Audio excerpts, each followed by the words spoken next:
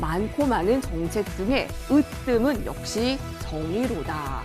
그렇습니다. 정부가 어떠한 방향으로 가고 어느 정도로 투자를 하는지가 가장 으뜸이죠. 주식시장에서는요. 전 세계의 트렌드가 친환경이라는 거는 여러분들은 다 아실 겁니다. 자, 12일 오늘입니다. 또 문재 대통령이 다시 한번 수소 산업의 육성을 다시 한번 강조했습니다. 청정수소, 선도 국가, 핵심 미래 전략을 다시 한번 강조한 셈이 됐고요. 이미 지난 2019년에 수소경제 활성화 로드맵을 발표한 이후에 투자 금액을 높이고 그 박차를 가하고 있습니다. 속도를 내고 있습니다. 투자자들은 연료전지, 충전소, 플랜트, 소재 등의 옥석 가리기에 여념이 없습니다. 자, 여러분들 포트폴리오에 이 수소 관련해서 한 종목씩 가지고 있는지요. 움직임들 들여다보고 분간 점검 해보는 거 좋을 것 같습니다.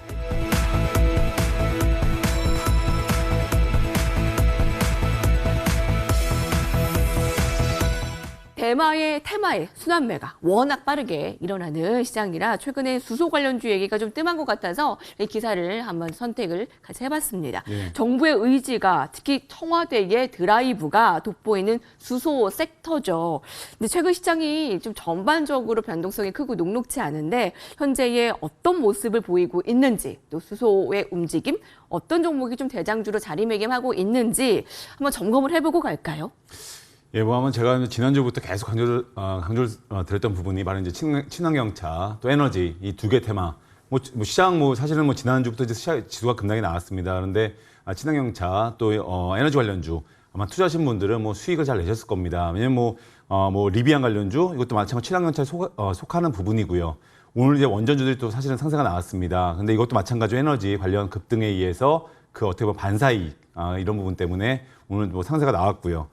그렇기 때문에 지금 최근 들어 어떤 수소 이 관련은 사실은 이제 계속 정부의 어떤 드라이브가 걸리고 있습니다. 그래서 정책도 보면 정부가 이번 최근 들어 이제 행사를 했죠. 근데 그 행사에서 수소의 선도 국가 도약을 하겠다 이런 발표를 하면서 수소 경제 규모도 약 12조 달러에 이를 것으로 전망이 되고 있습니다. 그래서 최근 급락장에서도 수소차 관련 위주로 사실은 여전히 강세를 보이고 있고요. 문제는 이겁니다.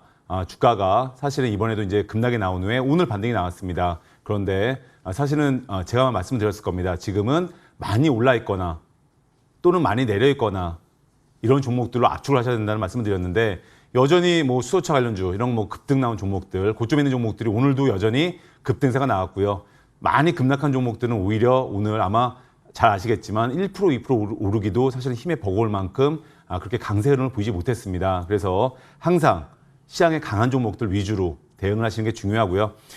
이제 기본적으로 이제 탄소 중립과 함께 수소 경제로 나아가기 위해서 청정수소 중심으로 대전환 사실은 이런 부분은 이제 방향을 제시를 하는 부분이 있고요. 이번에 이제 발표한 거 보면 수소 충전 인프라 구축 또 수소 경제 활성화 이런 부분에 말 그대로 민간 기업과 정부가 사실은 다 나서고 있는 상황입니다.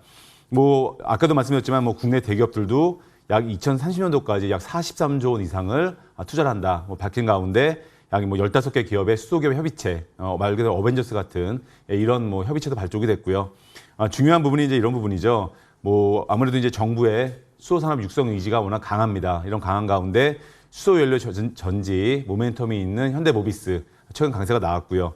또 마찬가지로 수소 플랫폼 사업자 모멘텀 있는 한국가스공사가 한때는 사실은 지수 급등기에 신저가도 기록을 하고 힘이 없었습니다. 그런데 수소 플랫폼 사업자 사실은 그런 역할을 하겠다는 모멘텀으로 최근 상세가 연이어 나오고 있습니다.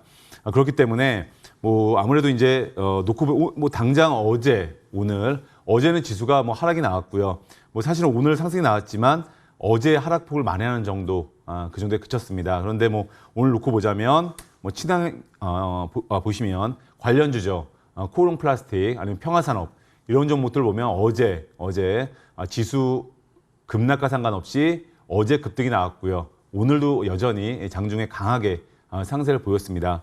마찬가지로 이제 친환경차 관련주죠. 바로 리비안 관련주, 대원화성, 세원 이런 종목들도 오늘 강세 흐름이 최근 들어 지수 하락기에 오히려 거꾸로 바닥을 찍고 강세 흐름이 나왔습니다. 그래서 사실 이제 지난 지난주죠. 지난주부터 지수 급락기에 친환경차 또 에너지 관련 이 두 테마가 죄송합니다. 예, 두 테마가 투탑을 이루어서 말 그대로 전방이 활약을 하여주고 있습니다. 지금 중요한 부분이 결국 이제 이런 시장의 흐름, 테마 순응하시는 게 중요하시고요. 아마 제가 저번 시간에 아마 지수를 말씀드렸을 겁니다. 지수는 너무 쉽습니다. 여러 가지 복잡한 분석들이 있을 수 있겠지만 제가 제시했던 2,925포인트, 한 지수를 찍으려면 2,925포인트고요. 밴드를 좀 드리자면 2,895와 2,925포인트. 이것만 지지가 된다면 주가는 다시 상승이 나올 겁니다. 그런데 이제는 그 박스권이 당분간은 한 단계 하향됐다. 이렇게 보시고 시장은 어차피 상승세로 나아가겠지만 그전에는 박스권이 한 단계 좀 하향됐다. 이렇게 보시고 이런 박스권 매매 전략 뭐 지금 일부 어떤 잘 나가는 어떤 종목들을 제외하고는 박스권 매매 전략 여전히 유효해 보이십니다.